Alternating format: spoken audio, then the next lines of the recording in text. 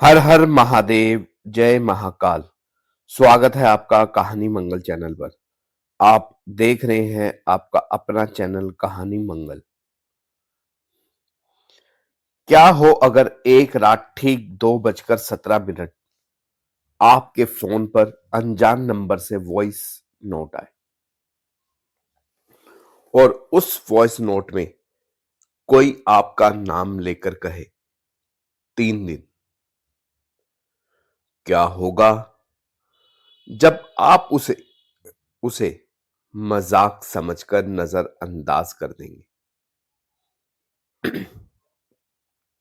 लेकिन हर अगली रात वही आवाज, वही समय और मौत के और करीब ले जाती हुई चेतावनी दोहराए। ये कहानी किसी पुराने खंडर या सुनसान हवेली की नहीं। ये कहानी है एक ऐसे इंसान की जिसकी जिंदगी एक अनजान वॉइस नोट ने गिनती में बदल दी। एक ऐसी आवाज जो सिर्फ सुनी नहीं जाती, महसूस होती है, पीछे खड़ी हुई सांस लेती। आज की कहानी आपको यकीन दिला देगी कि कभी कभी मौत आने से पहले मैसेज जरूर करती है, और उस मैसेज को अनसुना करना सबसे बड़ी गलती हो सकती है। दिल्ली के लक्ष्मी नगर की एक पुरानी संकरी गली में तीसरी मंजिल पर बना एक छोटा सा फ्लैट था,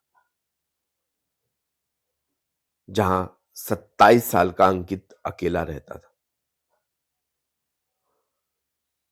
उसका पेशा ही आवाजों से जुड़ा हुआ था। वह एक साउंड एडिटर था जो यूट्यूब चैनल और पॉडकास्ट के लिए ऑडियो फाइलें एडिट करता था।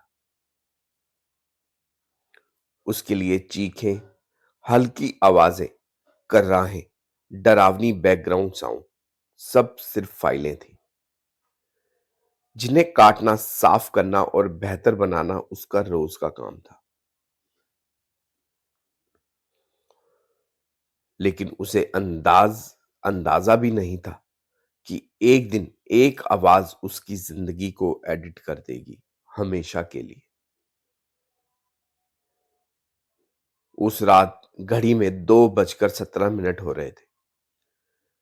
अंकित लैपटॉप बंद कर चुका था और बिस्तर पर लेटने ही वाला था कि उसके फोन पर व्हाट्सएप का नोटिफिकेशन चमका। Unknown number, one voice message. उसने सोचा कोई नया क्लाइंट होगा। उसने बिना ज्यादा सोचे प्ले बटन दबा दिया।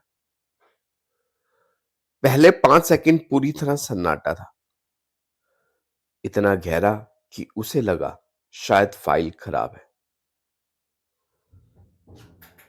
फिर बहुत हल्की, किसी की बेहद पास खड़े होकर ली जा रही सांसों की आवाज सुनाई दी, और उसके बाद एक टूटी, रगड़ खाती हुई आवाज आई, अंकित, 3 दिन, बस इतना। और वॉइस नोट खत्म। उसका दिल जैसे एक पल को धड़कना भूल गया। उसने तुरंत नंबर पर कॉल बैक किया, लेकिन जवाब मिला, the number you are calling is switch off. उसने खुद को समझाया कि यह किसी की बेकार शरारत होगी, लेकिन उसके दिमाग में एक सवाल चुभ रहा था। उसने अपना नाम उस नंबर को कभी नहीं बताया था। अगली रात ठीक 2:17 पर वही नंबर फिर स्क्रीन पर चमका। इस बार वॉइस नोट 21 सेकंड का था। अंकित के हाथ हल्के हल्के कांप रहे थे, लेकिन जिज्ञासा डर से बड़ी थी। उसने प्ले किया। इस बार पहले किसी के घसीटते हुए कदमों की आवाज आई, जैसे कोई सीढ़ियां चढ़ रहा हो। फिर वही आवाज, इस बार पहले से साफ, 2 दिन दरवाजा मत खोलना। उसके शरीर में सिरन दौड़ गई। उसी क्षण उसके फ्लैट के बाहर वाली सीढ़ियों से बिल्कुल वैसे ही घसीटती हुई आहट सुनाई दी। उसका गला सूख गया। वह धीरे से दरवाजे के पास गया और झिझी से बाहर झांका। वहां कोई नहीं था, लेकिन सीढ़ियों पर गीले पैरों के निशान साफ दिख रहे थे, जैसे कोई बारिश में भीगा हुआ ऊपर आया हो। बाहर आसमान बिल्कुल साफ था। अब डर मजाक नहीं रह गया था। अंकित ने उस नंबर को ब्लॉक कर दिया, फोन साइलेंट पर डाल दिया और खुद को समझाया कि वह बस वहम का शिकार हो रहा है। लेकिन तीसरी रात 2:17 पर उसका फोन अपने आप जल उठा। स्क्रीन चमकी। वही ब्लॉक किया हुआ नंबर। नया वॉइस नोट। 47 सेकेंड। उसके हाथ इतने कांप रहे थे कि प्ले बटन दबने में उसे कुछ पल लगे। जैसे ही उसने पहले किसी के रोने की धीमी आवाज आई, फिर तेज तेज सांसें, और फिर वही ठंडी आवाज, आज आखिरी रात है, पीछे मत देखना। अंकित ने घबराकर फोन दूर करने की कोशिश की, लेकिन तभी उस वॉइस नोट में अचानक उसकी अपनी आवाज गूंज उठी, बिल्कुल वैसे ही जैसा वह बोलता था। मत सुनो, मत सुनो, वो पीछे खड़ा है। उसका दिल जोर से धड़कने लगा। कमरे में सन्नाटा था, लेकिन उसे साफ महसूस हो रहा था कि कोई उसके ठीक पीछे खड़ा है। उसकी गर्दन के पीछे ठंडी सांसों की लहर सी लगी।